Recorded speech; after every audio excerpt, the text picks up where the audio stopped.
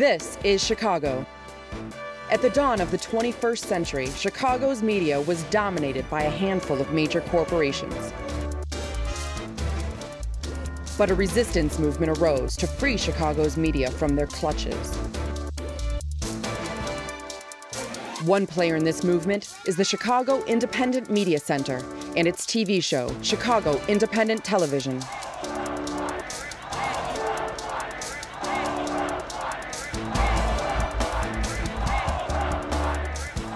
The Independent Media Center is a worldwide network of grassroots correspondents committed to using the tools of the media for promoting social and economic justice. You are watching this month's dispatch from the Chicago Independent Media Center.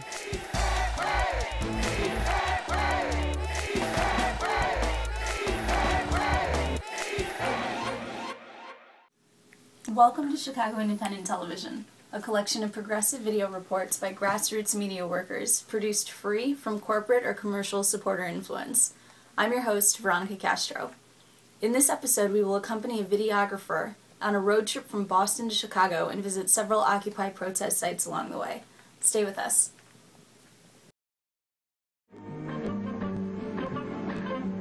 Mr. Bishop, I want to use this picture on the front page of our next issue. Oh, come now, Nancy. We can't print a picture like that. Paper is read by people all over the city. Just think what a picture like that would do to the reputation of our newspaper. I don't think we should hide things just because they're unpleasant. How do we stop things like this if we don't let the people know they're happening?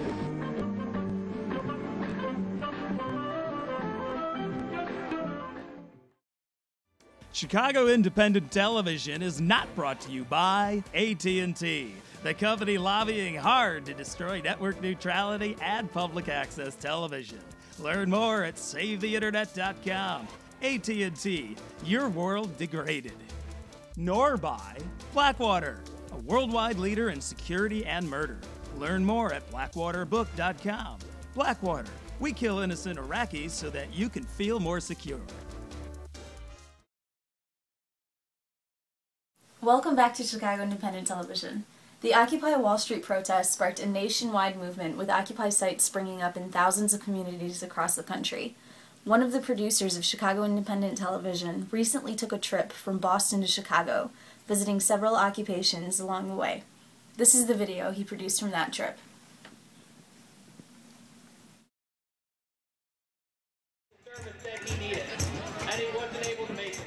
The Occupy movement has been one of the most inspiring and hopeful developments that have taken place during my lifetime. But to be honest, I've never been much of a street activist. Although I've always loved documenting progressive movements and helping tell the stories of political struggle. Here's some footage I shot at Occupy Chicago on the first night they attempted to establish an encampment.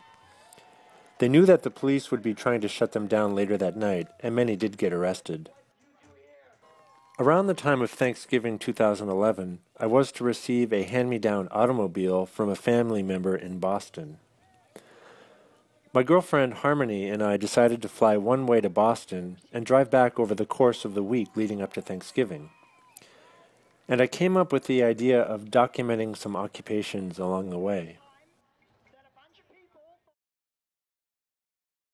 So here we are in Cambridge, Mass., meeting my friend Dan in Harvard Square. He had been taking some classes at Harvard and told us that there was an encampment in Harvard Yard. We had planned on visiting Occupy Boston, but this was the first I had heard of there being a Cambridge occupation. Apparently there had been some kind of incident at the encampment that gave authorities an excuse to only allow people with Harvard IDs into the yard.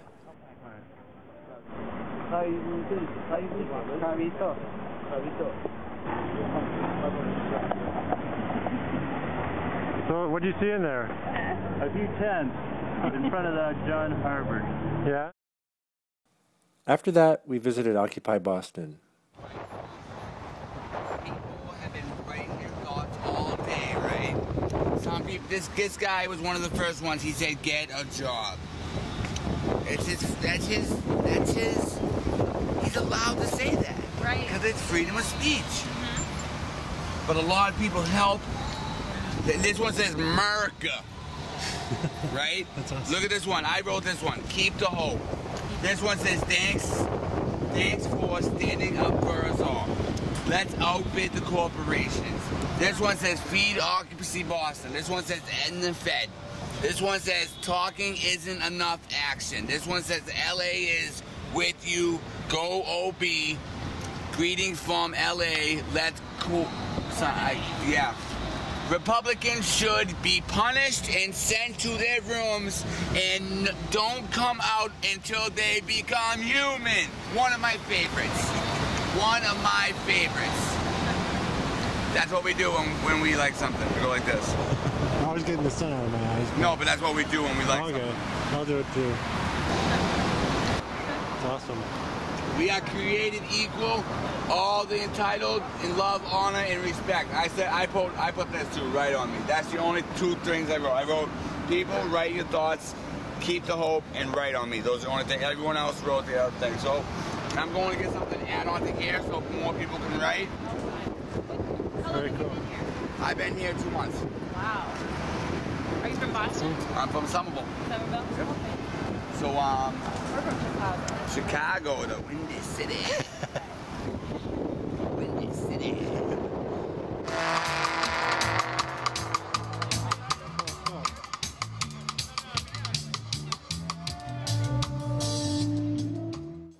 We were really impressed with their encampment. It seemed like a little city. When we arrived, there was a band performing on a stage, there was an info booth, food tent, medical area, art space, and much more. So we had a series of meetings on the Boston Common, and we voted to occupy Dewey Square, which is right here. It's a poignant place. It's right in front of the Federal Reserve Building, which is behind me. And I'm facing Bank of America, and then over off in this direction is State Street Bank. So we're sort of in the heart of the financial district here in Boston, and it's a protest that's symbolically focused on the financial institutions. So basically, we are on the tip of the Greenway in Boston, which it runs through the center of Boston from here to the Charlestown Bridge on the other side of the city. It used to be, as I'm sure you know, an elevated highway, and now it's just parks. So we're occupying the tip of it. Over Columbus Day weekend, because of the amazing outpouring of people who are coming down to occupy Boston, we tried to expand further down the Greenway. We were met with police resistance, and there's huge arrests, and we were raided and shut down there, and they almost raided this spot too. They were surrounding different tents. For the time being, we are still occupying this space. But yeah, there were, oh, that's you, that's in right. But we're not allowed to move an inch off of this, or we'll be subject to arrest. Be on the 29th, which is like right before the decision.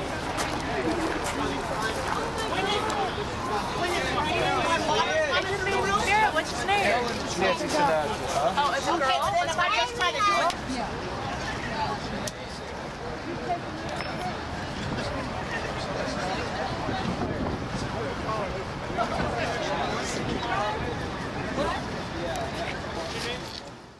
Then we hit the road for New York. We first stopped in at Wall Street itself. There was no protest activity at that particular time, and the only sign of protests were the barricades everywhere. Then we went to Zuccotti Park. There was an Occupy presence there, but this was shortly after they had been evicted, and there were only a few people and no tents. We've been harassed by supposed people that work for Brookfield, but my sources say that certain of the suits, some of them actually do work for Brookfield, but then most of them aren't. They work for Homeland Security. Yeah. So how about a little bit more generally, what's been happening the last week? Last week is after the raid. Yeah, the overall arc of everything. No, they threw it all out, but our working groups are working without even it stopping. So, yeah. At the church. At the church. The elderly supporters and the union. The elderly supporters and the union are getting a march together. There is food.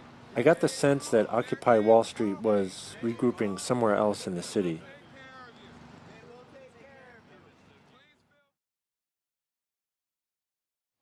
That night we visited my friend Annie, who lives near Times Square. Visiting Times Square gave us an opportunity to reflect on consumer culture and what an occupation is. All right, ready? Yeah. Babylon. A bunch of ragamuffin. The last time I had been to Times Square was maybe 20 years ago. Back then it was kind of run down and seedy. I had no idea that it had been transformed into this video and neon landscape. It was hypnotizing. I felt both amazed and disgusted by it. Right. A different type of pornographic. Yeah, even more pornographic.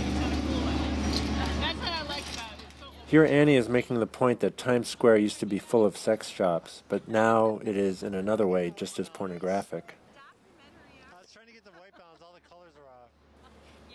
We talked about how it is a space occupied by commercialism, accommodating crowds 24 hours a day and 7 days a week.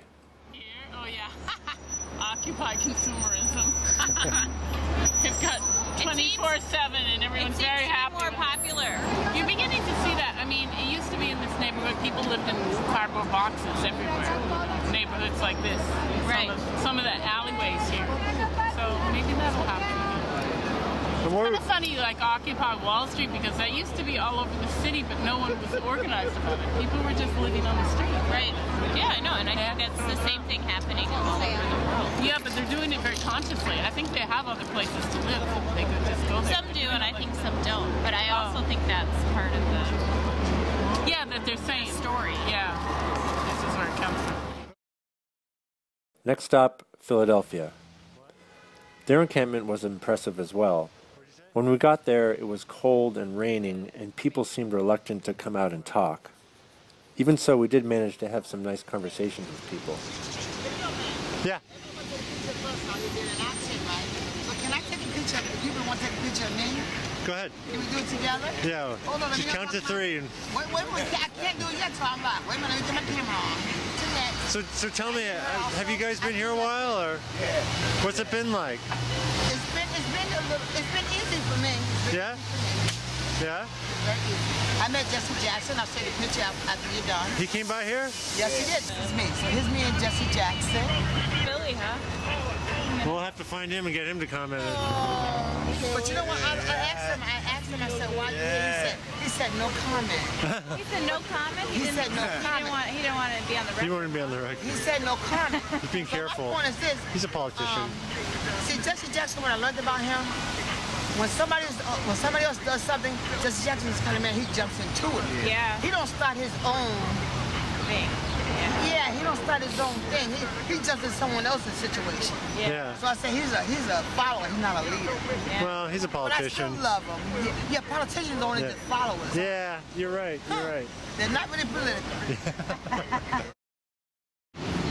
They always talking about eviction. I mean, you know, there's rumors here, rumors there. I mean, I don't know what's going to come of it, but this, I mean, we've had an influx of people coming and going and coming and going. How, when it started, there was always people protesting on the street out here. Yeah. There's not, like, they come on the weekends now. Right. They used to be every single day. Yeah. And a lot of the people from the beginning that had a lot of drive, you know, sort of faded off, and then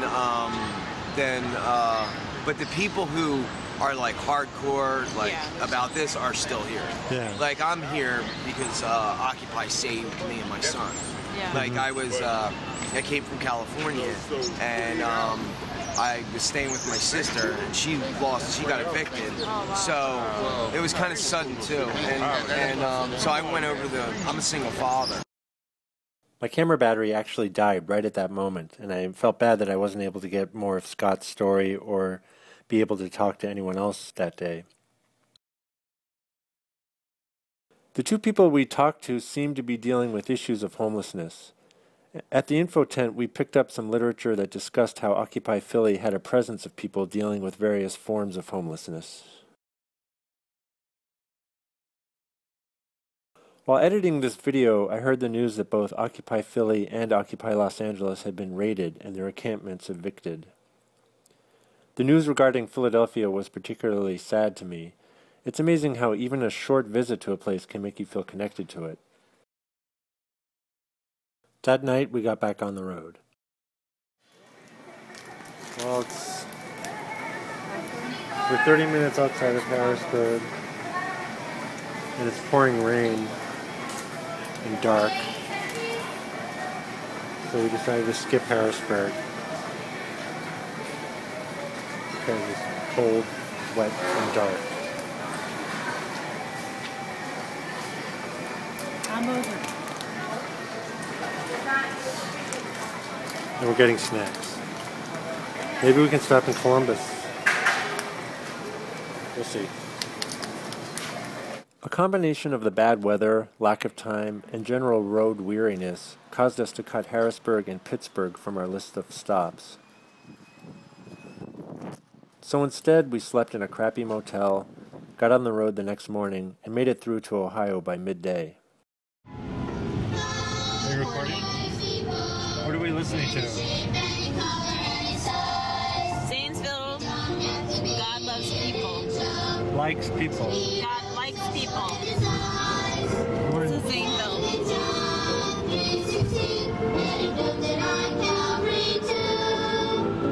God likes people, ordinary people, people like me and you. Our next stop was Occupy Columbus. I'm Tom. We started the occupation here in Columbus about 45 days ago.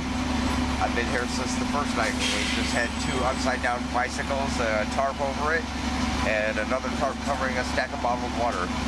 So it started to rain that night. We put up a couple of tents, and the city caught on to us about the 3rd day when we put up a 3rd tent. And since then we've been permitted here. We're not camping, but we do run basically a 24/7 occupation. We have an information table with all the literature, and we're trying to just bring the message to Columbus, being a sleepy Midwest town. It's a little bit gentler mood than what you would see on the coast. So we're trying to just get people out of their days here in the Midwest. My pet project, as far as being an Occupy, is to get rid of Citizens United and end corporate personhood. So that's my pet project here. We've got a couple other things that we're have going on here. One is a foreclosure intervention occupation, and we're going to start helping people to stay in their homes and avoid eviction around foreclosures. We've got a deal coming up. This being Thanksgiving weekend, we're going to do a Black Friday protest against retail and against personal debt. And I'd also like to see the removal of pretty much all lobbying financially from our government, because I think that a system that's built on money giving your input to your representatives instead of your voice giving your input, I believe that the system is fundamentally flawed and weighted and giving an unfair advantage to obviously those having that money. Yeah, money's not free speech. Exactly. That's pretty much what brings me here. We're actually on good terms with the local police. Right. Yeah. There was a Senate Bill 5 and Issue 2 here in Ohio. Are you familiar with what that is? No. It's one of our victories. That took away the public employees unions' right for collective bargaining. Oh, right. And so we were big time in opposition to that, so we defeated the bill in the election and linked up. The cops were affected by that, so they were all for you. Right. Yeah. So they give us our space to do our things as long as we're not being, knuckleheads or.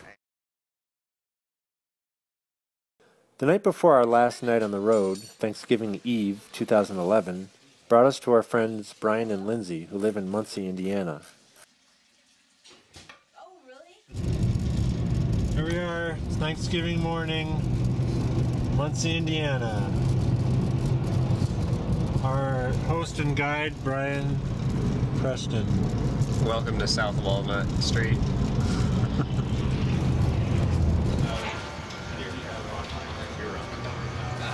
Do you hang out over here now? Oh, okay. We've been there a few times.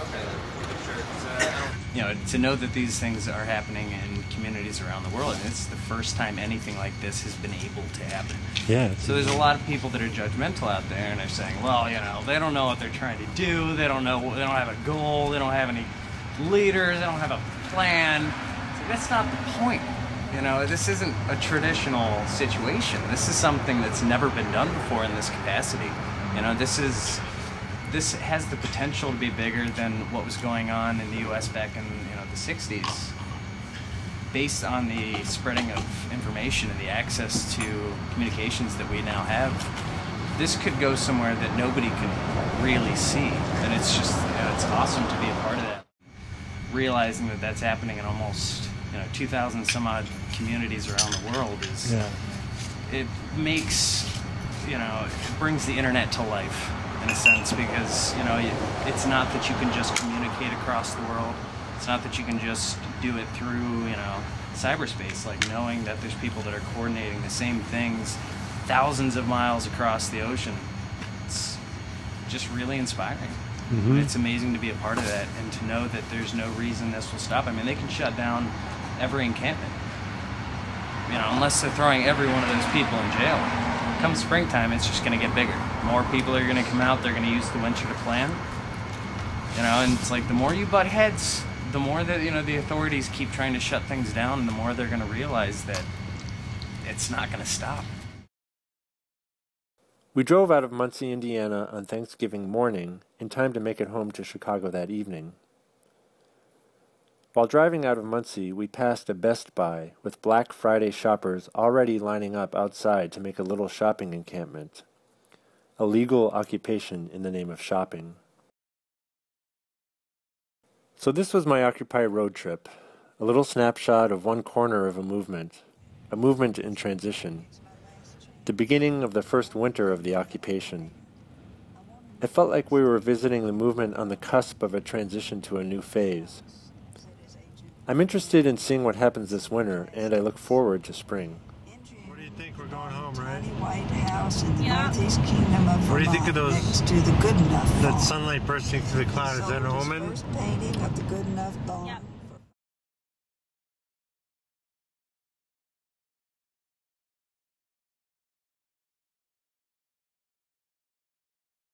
In the time since I finished working on this video, it has been reported that authorities have shut down occupations in New Orleans, San Francisco, Hartford, Connecticut, Boston, and Baltimore.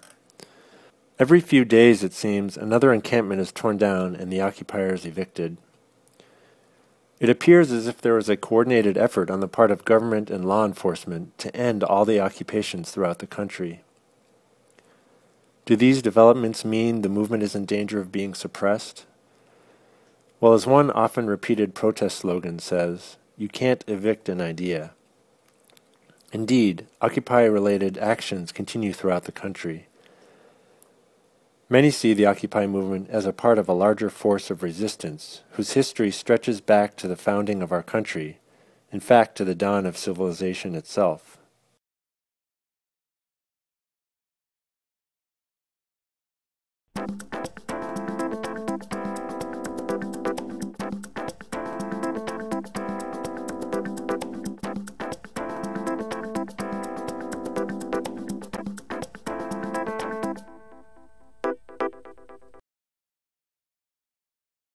Chicago Independent Television is not brought to you by Coca-Cola, whose logo is stained red by the blood of murdered Colombian labor union organizers.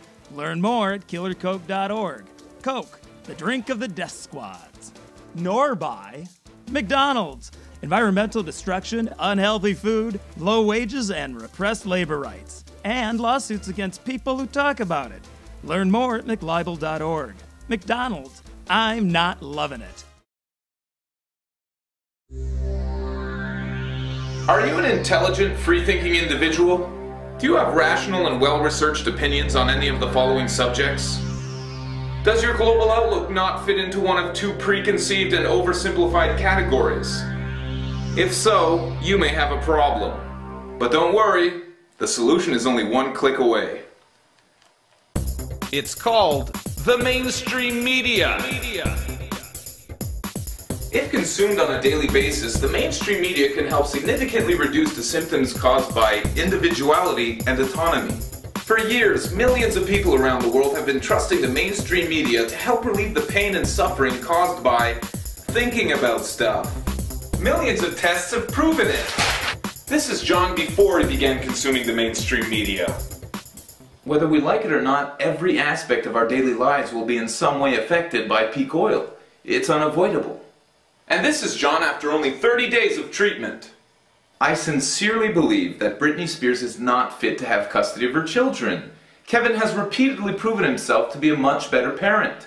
Say goodbye to complex questions and intelligent debates, and say hello to Timberlake, Hilton, and terrorists. So much terror, you'll be terrified. Don't live another day without it. Ask your doctor or government about it. The mainstream media. The mainstream media, because you're not paid to think. We're paid to do it for you. Side effects may include a zombie-like existence, belief in fairy tales, and willful submission of constitutional rights. Results may vary. Brought to you by people who have much more power than you do, making the world a better place. For us.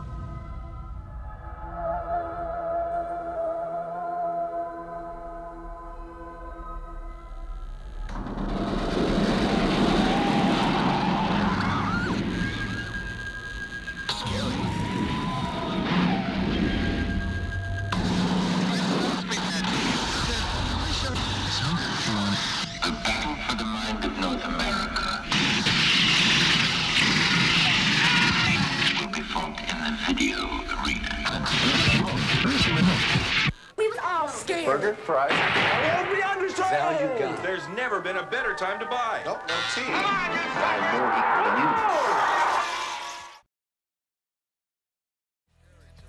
You've been watching Chicago Independent Television, a project of the Chicago Independent Media Center Video Collective.